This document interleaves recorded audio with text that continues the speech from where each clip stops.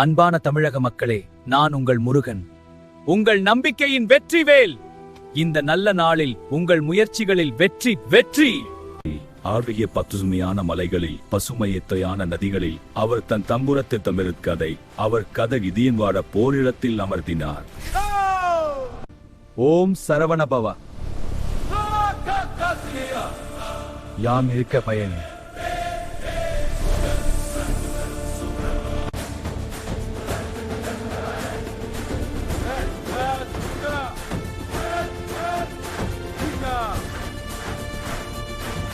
Muruga Muruga Muruga Kanda Kanda Kanda வேலவ வேலவ வேலவ Saravanabhava சரவ சரவ.